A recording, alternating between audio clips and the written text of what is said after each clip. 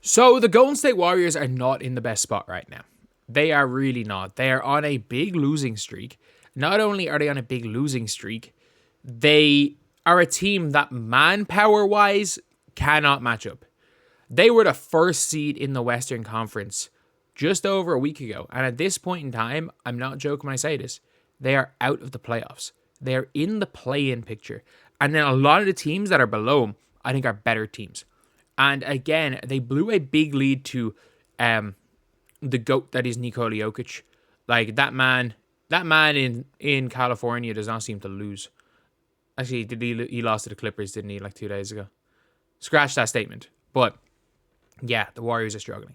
Before we get on to it, we are doing Hoopsmas. We're uploading 10 videos every single day. Well, 250 from the 1st to 25th December. If we miss a day, obviously we can catch up. Miss 10 a day, we can catch up. But anyway, this is the video number 2 for today. And we are trying to hit 10,000 subscribers right now. We are trying to hit 7,350 by the end of the day. If we could do that, that would be absolutely insane. We are only literally 1 subscriber off. But the Warriors, as you guys can see, in the Western Conference now, the Warriors are out of the playoffs. Yes, it is on a tiebreak, but still, they are a half a game ahead of the Nuggets, who are better than them. They are a half a game ahead of the Lakers, who are better than them. And they're only a game and a half ahead of the San Antonio Spurs. And look, the Spurs won last night, didn't they? No. Why do I think the Spurs won their last game? Either way, the Spurs have got a young team that could come good. And the Timberwolves are better, by the way. The Timberwolves are only 2 games behind the Warriors now. So, like, they are well within it. The Warriors were the top seed in the Western Conference 5 games ago, and they've gotten a 5-game losing streak. They were 12-3. They were 10-2 to start the year. But now you're looking at the West, where the Dallas Mavericks are rolling. They're into the 3rd seed right now. Luka's probably gone right back to number 3 or 4 in the MVP race, to be honest. The Oklahoma City Thunder are still looking solid. And in the Eastern Conference, obviously Cleveland and Boston are just steamrolling teams. Cleveland a game and a half ahead, which is kind of crazy. But Boston, the 2 of them are just steamrolling teams in the East. With Orlando Magic having... Oh, they lost. Who beat the Magic? The Knicks? Oh, fair enough. Well, Magic's big winning streak without Paolo Banchero obviously has ended. But the Warriors are in a really bad spot because outside of the Clippers, I don't think on paper they are better than any team above them in the Western Conference. And then they are worse than 4 teams below them. They might be better than the Lakers, but might be better than the Lakers and the Spurs. Not better than Nuggets. Not better than the Timberwolves. Once the Timberwolves get it going, and they're going to be, at worst case scenario, a super dangerous play-in team. And that's just if every team just starts doing incredibly well. Like, it could be one of those situations where 50 wins gets you the 7th seed or 8th seed. That's the only way we'll see the Timberwolves out of the playoffs. They're going to win close to 50 games. I'm very confident of that. But the Warriors are in a rough spot. A 5-game losing streak. No DeAnthony Melton for the season because he tore his ACL. Like, they're going to probably have to make some desperate trade because this is going to be realistically the last chance Steph Curry has of winning a ring. Like, a lot of people are talking about the regression, but, like, Steph has regressed massively this year. Not even that he's regressed massively. He's still a net positive because of shooting. But, like, he's not trying to drop 30 a game. He is pacing himself. The problem is that trying to pace himself for the playoffs, he's pacing himself, I don't know if it's for the playoffs or what it is, but it's a playoffs that they won't make. And we might be looking at the Warriors for 2 years in a row not making the playoffs. And it's funny that, like, since 2019, the Warriors have only made the playoffs twice. Once they lost to the Lakers, and the other time they literally won a ring. They won a ring. They made the playoffs twice in the last 5 seasons. Or in the last 6 seasons, probably. And they have won 1 ring out of that, which is crazy.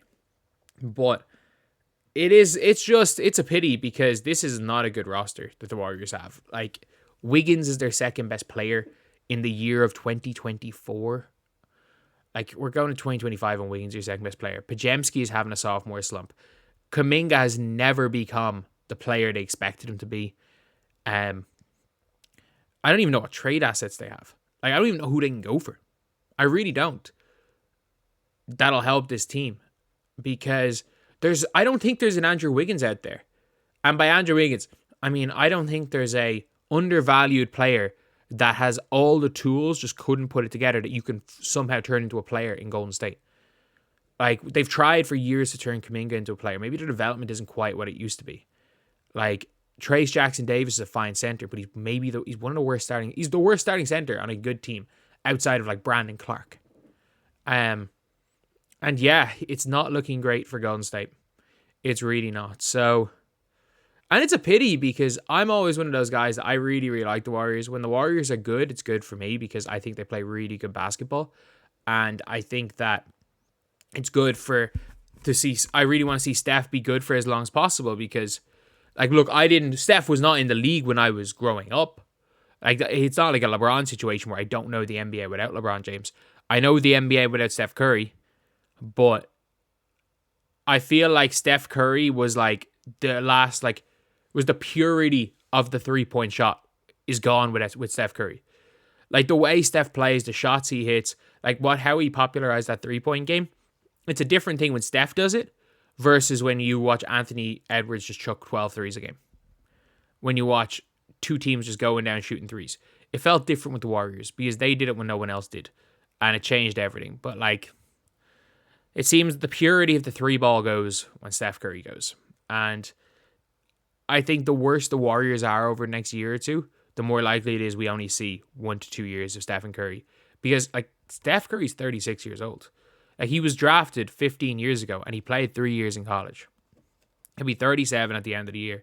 And even though he's in ridiculous shape, even though he's another one that could go till he's 45, I think we might be in our last, like, 2 years of Steph Curry.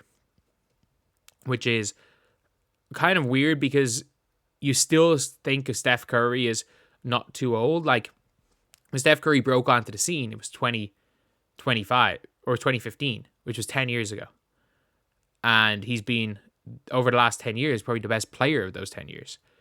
But yet, it's funny because a decade before that was LeBron James, and there's not actually that much in difference between the two of them in age, like 3.5 years or something. So, yeah, that's the video. It's a pity seeing the Warriors flame out because I was really hoping that the Warriors were going to pull a 2022, figure it all out, be contenders again, because basketball's more fun when the Warriors are good. Like, we can all just admit that basketball's more fun.